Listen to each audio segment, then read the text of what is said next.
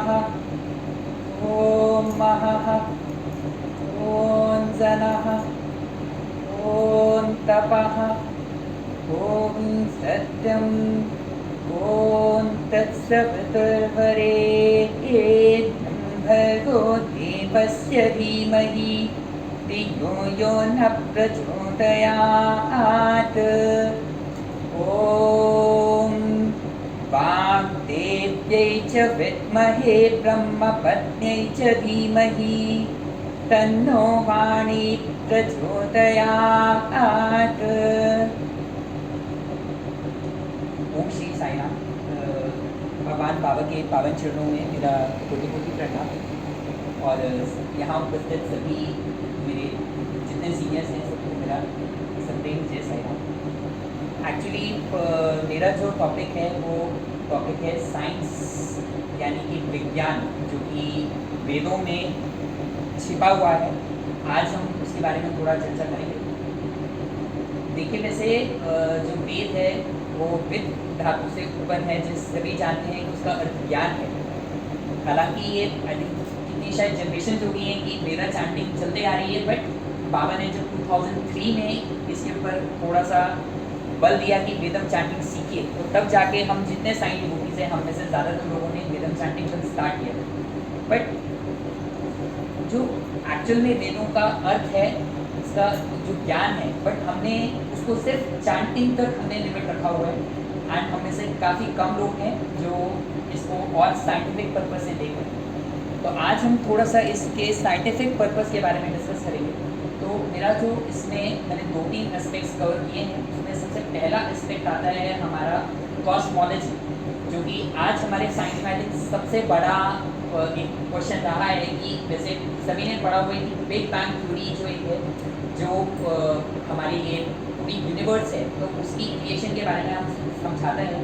परंतु जो big bang theory है उसमें भी काफ़ी सारे लिमिटेशंस हैं। अभी तक मैंने जितना स्टडी किया है उसमें भी काफ़ी सारी लिमिटेशंस हैं। तो पहले हम ये जानेंगे कि हम वेदों में विज्ञान क्यों मतलब उसके पीछे हम क्यों इतनी सर्च कर रहे हैं। तो एक्चुअल में इसका सबसे बड़ा जो रीज़न है वो ये है कि उसमें छुपे जो परम सत्य है उसको जानने की जो इच्छा है वो ही हमें वेदों में विज्ञान की तरफ खींचती है। तो एक ये हमारा वो है, वेदों जो शुरुआत है वो हो रही है अथो ब्रह्म जिज्ञासा, जिसका अर्थ है आओ उस ब्रह्म को जाने। जो हमारी मॉडर्न साइंस है, मॉडर्न साइंस हमारी जो चीज़ हमने एक्सपीरियंस की है या फिर हमने जो जो चीज़ें देखी हैं, तो उसके बेसिस पे उन्होंने कुछ थ्योरीज पॉस्टुलेट्स बना लिए हैं। और आज तक वो जो हमारा मटेरियलिज्म है, तो उसका एक ही फैक्ट ये पहुंचा है कि जो ये हमारा जितनी वो है नॉन लिविंग या लिविंग सब्सटेंसेस है, वो सभी के सभी एटम या अणु से बने हैं। और उसमें कुछ स्पेशल एनर्जी है जो कि मतलब हमारे आने वाले जितने साइंटिस्ट हैं, जैसे कि हमारे एल्बर्ट आइंस्टाइन आए थे या न्यूटन आए हैं, तो उन्होंने वेरियस अलग अलग थ्योरीज देके एनर्जी को समझाने की कोशिश की, बट वो प्रॉपरली एक्सप्लेन नहीं कर पाए। उसमें भी आज के टाइम में भी मतलब वो हम एक तरह से थ्योरी वो देखते हैं, हम उसको ये नहीं कह सकते कि वो बिल्कुल एक्यूरेटली करेक्ट। तो हमारा जो ये वैदिक वो है, तो जो एनर्जी वो कहा है कि हर एक एटम जो एक है वो एनर्जी से बना है। तो वेदों में उसी एनर्जी को हम लोग एक टर्म दिए ब्रह्म, जो कि हमारे जितने हम लिविंग ऑर्गेनिजम्स हैं, जितने नॉन लिविंग ऑर्गेनिज्म हैं, जितने हमारी नॉलेज है या जितने हमारे एक्सपीरियंसेस हैं, सभी के एग्जिस्टेंस का एकमात्र कारण है जिसको हम ब्रह्म कहते हैं। ब्रह्म सूत्र में एक बात कही गई है कि जो ब्रह्म एक अन्न में विद्यमान है वही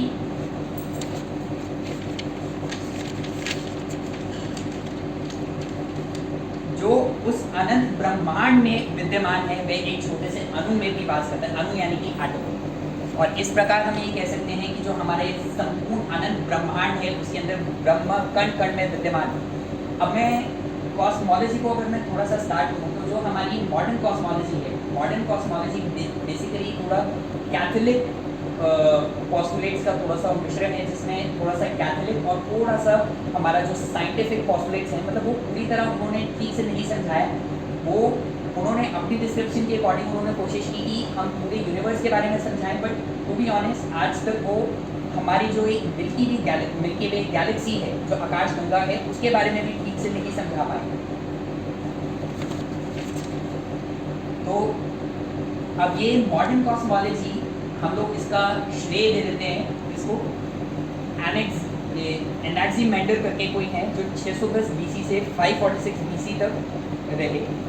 और अगर हम बेसिकली उसको हम ऋग्वेद की स्टडी करते हैं, ऋग्वेद में नासिरीय सूक्तम आता है, उसके बाद हमारा पुष्टि सूक्तम आता है, और तैत्तिरीय उपनिषद में ब्रह्मनंदावली आती है। तो उसमें क्लियरली बताया गया है कि जो ये अनंत ब्रह्मांड है, ये कहाँ से शुरू हुआ, और जो ये हम आज जो भी ये जीव यहाँ पे विद्यमान है, तो उन्होंने बताया हुआ है कि ये इनके अलग अलग वो हैं, मतलब हर एक हमारे जितने मटेरियलिस्टिक प्लैनेट्स हैं, 8 प्लैनेट्स हैं, तो 8 प्लैनेट्स जो हैं वो 3 अलग अलग स्फीयर्स में डिवाइडेड हैं, और हर एक स्फीयर के अंदर 14 प्लैनेटरी सिस्टम्स हैं, जिसके अलग अलग अपने एग्जिस्टेंट वो हैं कि इंसान इस जो अगर ये एक प्लैनेटरी सिस्टम है, for example I am not remembering the name right now, तो उसमें अपने जीवन काल का एक अलग समय है कि इस प्लैनेटरी सिस्टम में इंसान इतने समय तक जी सकता है, ये जीव इतने समय तक जी सकता है, उससे ज़्यादा वो नहीं है, और सबके अपने अपने rules and regulation.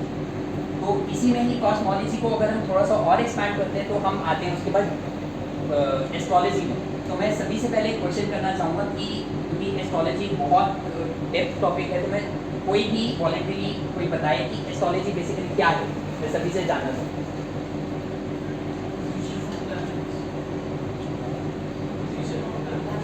Position of planets, और उससे हम बेसिकली क्या करते हैं, मतलब उसका मेन उद्देश्य क्या है astrology? Predictions about future. Yes, somewhat, मतलब ये जो एक मॉडर्न हमारी एस्ट्रोलॉजी है वो हमें यही कहती है। बेसिकली क्या है कि जो हमारी एस्ट्रोलॉजी है वो एक फैक्ट के ऊपर डिटरमाइन करती है। वो फैक्ट ये है कि जो हमारे जितने प्लैनेट्स हैं और जितने हमारे स्टार्स हैं, उनका हमारी लाइफ के ऊपर एक बहुत डीप वो है, मतलब इम्पैक्ट है, इम्पैक्ट, उसका बहुत गहरा प्रभाव है। तो अब हम अगर इसको देखें कि एस्ट्रोलॉजी बेसिकली क्या है, एस्ट्रोलॉजी हम लोग एक चीज़ कहते हैं कि इंसान का जो प्रारब्ध है, अब जैसे किसी ने बताया कि हम पास्ट में भी देखते हैं, तो पास्ट बेसिकली हमारा किसे डिटरमाइन करता है? हमारा पास्ट जो है हमारा कर्मों से। तो बेसिकली जो ये एस्ट्रोलॉजी है वो हमारे पूर्व जन्म के कर्म, या फिर जो हम ये ज़िंदगी इस जन्म में जो हम जी रहे हैं उसका एक मैप है, जिसके थ्रू हम ये बता सकते हैं कि जो कोई भी इंडिविजुअल है, जैसे फॉर एग्जांपल, वैसे मैं I am not a judgemental person, but astrology में is mostly linked on this thing कि हम प्लैनेट्स और स्टार्स की पोजीशन को देखते हुए, और जो हमारे सामने जैसे फॉर एग्जांपल कोई भी क्लाइंट बैठा है, तो हम उसके बिहेवियर स्टडी करते हैं और उसके बेसिस पे बताते हैं कि तुम्हारी लाइफ में आगे क्या क्या होने वाला है। अगर हम इसको अपने लाइफ के ऊपर वो करने अप्लाई करने की कोशिश करें, तो क्या है कि जो हमारी लाइफ में अगर किसी भी तरह की नेगेटिव एनर्जी है, तो किस तरह की एनर्जी हमारे लाइफ के ऊपर उसका इम्पैक्ट पड़ता है, और हम किस तरह से हम अपने आप से उससे रक्षा कर सकते हैं, ये वैदिक एस्ट्रोलॉजी में हमें ये सारी चीज़ें सिखाती हैं। अब आगे इसको और हम लेके चलते हैं, ये कॉस्मोलॉजी का ही चलते आ रहा है, और उसके बाद हम नेक्स्ट आ रहे हैं मेटेरोलॉजी पार्ट। अब ये कहा जाता है कि मेटेरोलॉजिकली हम कोई भी चीज़ बताने से वेदर फोरकास्ट अगर देखा जाए, तो हम ये नहीं कह सकते कि वी आर 100% करेक्ट कि ये अगर हमने आज लिख दिया कि आज बारिश होगी, तो वी कांट से कि आज बारिश होगी। बट एक समय ऐसा था कि हमारा वैदिक एस्ट्रोमेटेरोलॉजी एक साइंस एक हमारा है, आज के टाइम में बहुत कम लोग इसके बारे में जानते हैं। हम इसमें वैदिक सूत्रों का यूज़ करके और उसको एस्ट्रोलॉजी पे अप्लाई करते हैं, और उसके थ्रू हम लोग ये प्रेडिक्ट करते हैं कि आज के टाइम पे मौसम की स्थिति किस तरह होने वाली है। तो एक साइंटिस्ट हैं, उन्होंने रिसेंटली भी इस पर काम किया था, एंड ही टोल्ड कि वो उनका एस्ट्रोलॉजी मतलब उनका वेदर फोरकास्ट में इतना ज़्यादा इंटरेस्ट था, उनका एस्ट्रोलॉजी में इतना ज़्यादा इंटरेस्ट था कि वो वेदा से सूत्रों को पढ़ के और वो उसमें उसको इम्प्लाई कर देते थे। And most of the prediction उन्होंने बताया हुआ है कि जैसे इस समय पर बाढ़, सुनामी, अकाल, बहुत सारे ऐसे इवेंट्स हुए उनकी ऑलमोस्ट एक्यूरेसी थी, वो काफ़ी हद तक एक्यूरेट थी जो उन्होंने बताया।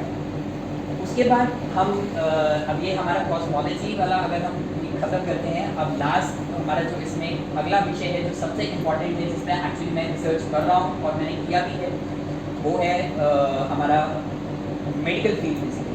तो इसमें मेरे अपने लाइफ को लेके काफ़ी सारे एक्सपीरियंसेस भी हैं। पहले मैं इसके बारे में थोड़ा सा बताता हूँ कि हमारा जो अथर्ववेदा है, Atharvaveda is mostly related to medical things. For example जैसे कि अगर किसी को कोई किडनी रिलेटेड प्रॉब्लम्स होती हैं तो हम मूत्रमोचन सूत्रम, ये प्रथम कांड के आई थिंक प्रथम अध्याय के अंदर की श्लोक है। और इसमें मेरे अपने लाइफ टाइम का एक एक्सपीरियंस रहा है कि मेरे अपने रिलेटिव कोई थे, वो हॉस्पिटल में शी वॉज इन कोमा और मतलब मेरे मासी लगते थे। तो मम्मा ने बताया कि उनको शी वाज इन कोमा और उनका यूरिन पास नहीं हो रहा। तो उस टाइम पे मैं क्लास ले रहा था, बट मेरे ध्यान में उसी टाइम आया और मैंने मम्मा को वो मूत्रमोचन सूत्रम यूट्यूब में अवेलेबल है, मैंने साथ साथ उनको भेजा। तो डॉक्टर्स वहाँ ट्राई कर रहे हैं, बहुत कोशिश की उन्होंने कि किसी तरह उनको डायलिसिस भी किया, बट नो इफेक्ट। और रात को भेजा मूत्रमोचन सूत्रम और अगले दिन रिपोर्ट आई कि उनका यूरिन पास होना स्टार्ट हो गया। ऑल्दो वो है कि हम उन्हें बचा नहीं पाए, बट इसके ये है। और इसके अलावा इसी में हमारा एक पैरालिसिस और कोमा में अगर कोई पेशेंट है तो एक हम उस कंडीशन को अपने वॉइस में डिस्क्राइब नहीं कर सकते क्योंकि बहुत पीड़ादायक स्थिति होती है। तो ऐसे में एक हमारा ऋग्वेद में मृत संजीवनी सूत्रम है। तो ये कहा जाता है कि कोई भी पर्सन अगर डेथ बेड पे है और वो बहुत पीड़ा में है और हम भगवान से प्रे करते हैं कि उसको शांति से अपने श्री चरणों में बुलाएं, तो वो मृत संजीवनी सूत्रम का निरंतर जाप कर सकते हैं। हम महामृत्युंजय मंत्र है, इंसान की हम हेल्प कर सकते हैं कि वो थोड़ा सा जो एक हर इंसान में मृत्यु को लेकर थोड़ा सा डर होता है। उसके बाद नेक्स्ट जो है वो मेरे अपने पर्सनल एक्सपीरियंसेस में ही काउंट होते हैं। मेरे को 2021 में सेकेंड वेव जब कोरोना का हुआ था, तो उस टाइम पे मुझे कोविड पॉजिटिव मैं हुआ था और अनएक्सपेक्टेडली वो इस लेवल पे चला गया कि थर्ड डे मेरे को हॉस्पिटलाइज होना पड़ गया। तो उस समय एक कहावत बहुत ही पॉपुलर थी कि अगर आप कोविड में और वो भी सेकेंड वेव में दौरान अगर आप एडमिट हो रहे हो हॉस्पिटल में, इसका मतलब ये है कि आपके घर आने के चांसेस बिल्कुल ना के बराबर है। और ये कहीं ना कहीं मतलब मेरे साथ हुआ, मतलब कि मेरी स्थिति दिन प्रतिदिन ऐसे बिगड़ती गई। मेरे को रेमडेसिविर भी ट्रीटमेंट गया है, तो सब कुछ गया है, बट उसका किसी का कुछ काम नहीं आया। बट ये था कि जितने मैं 10 दिन हॉस्पिटल में एडमिट रहा और उस ये कह लीजिए कि मौत के डर की वजह से था या मेरा वेदों के विश्वास के ऊपर इतना ज़्यादा वो था कि मैंने 10 दिन अथर्ववेदा में और जो हमारा ये कृष्ण यजुर्वेदा में प्रीमी नाशना सूत्रम प्रशांति में यजुर्वेद का करते हैं और यूट्यूब में मेरा डीप इंटरेस्ट को मैंने बहुत आगे पैशन मेरा रहा है। तो मैं अथर्ववेदा को भी आजकल बहुत स्टडी किया, तो उसमें प्रीमी नाशना सूत्रम बहुत मतलब वो 4 उसके अलग अलग वो हैं। तो चारों के चारों मैंने 10 दिन खाना पीना मतलब खाना तो वैसे नहीं खाया जा रहा था, मन में इतना डर लग रहा था। तो मैंने प्रीमी नाशना सूत्रम इतना ज़्यादा वो किया, सुबह शाम सोते टाइम जागते जागते, और 10वें दिन I was back at home. और उसके बाद मतलब मैं पूरा साल मेरा बीमारी में गया। तो कई बार ऐसे भी हुआ है कि जैसे बहुत ज़्यादा फीवर आ जाता था मुझे, तो हम में से किसी को भी फीवर होता है, ज़्यादातर क्या करते हैं, डोलो निकाल ली, पैरासीटामोल ली, खा गए। किसी ने कभी उसके पीछे जो एक स्टेटमेंट लिखी है कि overdose of paracetamol is injurious to liver. अब कई लोग इसको फॉलो नहीं करते, कई लोगों को लगता है चलो यार हमें अभी तो अपनी तकलीफ ख़त्म करनी है, अब फिलहाल ले लो। बट ये आने वाले टाइम पे जो हमारे आने वाली जनरेशन है, ये डेफिनेटली पैरासीटामोल का इल इफेक्ट्स में बहुत ज़्यादा वो इफेक्ट्स वहाँ नजर आएंगे। तो ऐसे केस में अब जब मुझे फीवर होता है, मैं क्या करता हूँ, रात को रोग निवारण सूत्रम है अथर्ववेदा में वो लगा के सो जाता हूँ, और अगले दिन जब मैं उठता हूँ तो मुझे ये भी नहीं पता होगा कि मेरे को फीवर हुआ भी था या नहीं। मतलब मेरे इतने ज़्यादा ऐसे एक्सपीरियंसेस रहे हैं उसके साथ।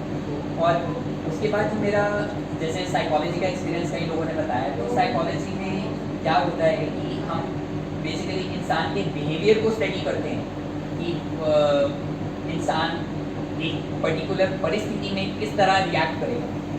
तो हमने अगर वो देखा जाए तो father of behavioural sciences doctor J.B. Watson को हम इस चीज़ का क्रेडिट देते हैं।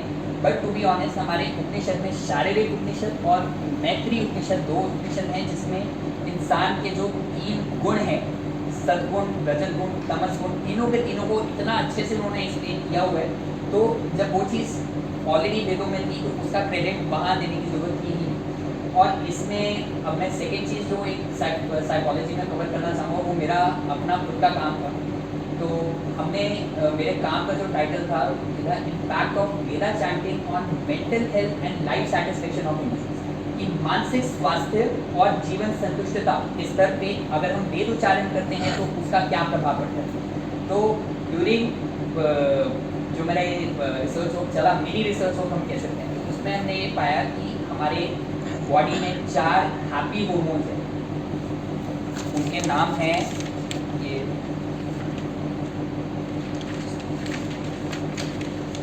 एक है सेरोटोनिन, डोपामाइन, एंडोर्फिन्स और ऑक्सीटोसिन।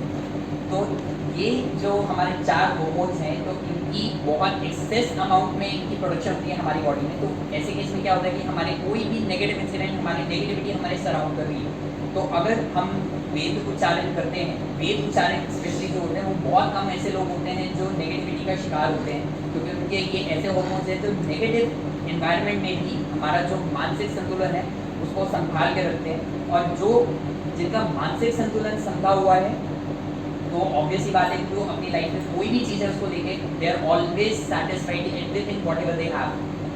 लास्ट में मैं एक चीज़ बोलना चाहूँगा कि हमें जो कुछ भी वेदों में विज्ञान के बारे में जो कुछ भी जानते हैं, हम एक हमारे माइंड में क्वेश्चन आते हैं कि हम क्यों समझ रहे हैं। इसका सबसे बड़ा मुख्य कारण क्या है कि जो हमारे देश में जो हमारी संस्कृति थी, तो फॉरेनर्स जो हमारे यूरोपियन कंट्रीज, पोर्टुगल कंट्रीज से जो लोग आए उन्होंने हमारी संस्कृति, हमारी विरासत को हमसे छीन के उसको टोटली डिस्ट्रॉय कर दिया।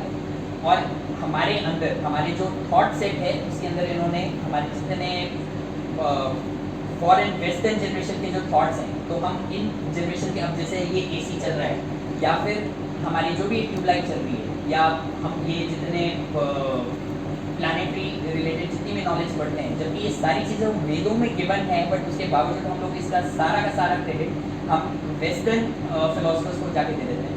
तो मेन हमारा मोटिव क्या होना चाहिए कि आज हमने अगर वेदों को जो उनका उचित जो सम्मान है अगर आज हम नहीं देते हैं तो जो हमारी आने वाली पीढ़ी है वो कभी वेदों के बारे में कभी नहीं जान पाएगी। जय साईं।